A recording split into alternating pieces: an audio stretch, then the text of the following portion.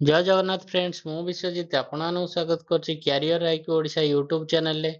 तो फास्ट तो देखंतु मु एबे आरआरबी वेबसाइट विजिट करिछि जोटी कि आपनको देखिया मिलियो कि हमर कोन ना एनटीपीसी रो अंडर ग्रेजुएट पोस्ट रो वैकेंसी आसी जाइछि।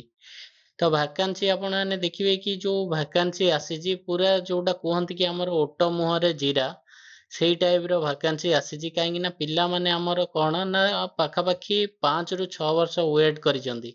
କିନ୍ତୁ ତାପରେ ବି ଭ୍ୟାକାନ୍ସି ଏତେ କମ୍ ଆସିଛି ଦେଖନ୍ତୁ ଟୋଟାଲ ତ ଓଭରଅଲ୍ ଦେଖିବାକୁ ଗଲେ 3000 ଭ୍ୟାକାନ୍ସି କିଛି ଆସିଛି 3445 ଭ୍ୟାକାନ୍ସି ଆସିଛି ଯୋଉଟା କି ଆମର ଭୁବନେଶ୍ୱର ଜୋନରେ କହିବାକୁ ଗଲେ ନାମକୁ ମାତ୍ର ଭ୍ୟାକାନ୍ସି କାହିଁକି ନା ୟା ପାଇଁ ଫର୍ମ ତ ଆବେଦନ ବହୁତ ହବ ଫର୍ମ ପାଖାପାଖି 2 ଲକ୍ଷ 3 ଲକ୍ଷ ପାଖାପାଖି ପିଲା ଆପ୍ଲାଏ କରିବେ ଯୋଉଟା କି କେବଳ 500 ଟଙ୍କା ନାଗେ ପର ପିଲାଙ୍କଠୁ ଲୁଟିବା ପାଇଁ ରହିଛି ଆଉ କିଛି ନୁହଁ। फास्ट मु आपन को वैकेंसी देखै दउची तापरे बाकी किछि डिस्कशन करिया एते कम वैकेंसी देई कि आरआरबी कोन चाहूची माने पिला मानकटो सेटा किछि जानि होनी बट देखंदो पिला माने तो अप्लाई करिवे जेहेतु माने कोन वैकेंसी कम आसु बा अधिक आसु प्रत्येक पिला अप्लाई करिवे जोटा कि हमर भुवनेश्वर जोन रो मात्र 56 टा वैकेंसी आसीची ठीक अछि।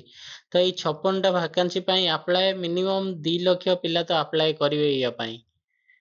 ठीक अछि। तो जदि देखियो हमर ये टोटल वैकेंसी 56 आसी सेतिरे कैटेगरी वाइज भी डिवाइड हेची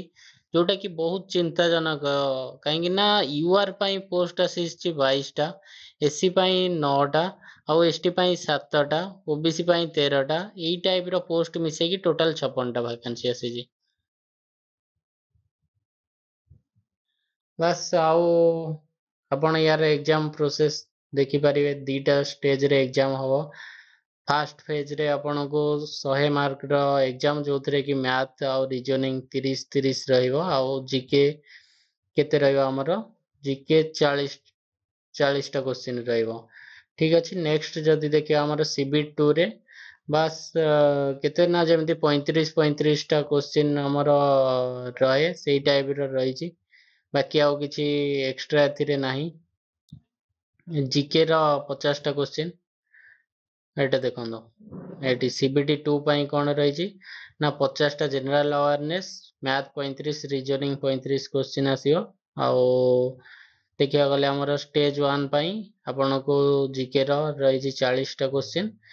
मैथ रीजनिंग 30 क्वेश्चन आसीओ टोटल 100 टा क्वेश्चन एई टाइप रो देखन जदि आपण आने प्रिपेयर करछन ताले फॉर्म भरंदो अधिया किछि मु कहया ପାଇଁ चाहूनी। जय हिंद जय जगन्नाथ।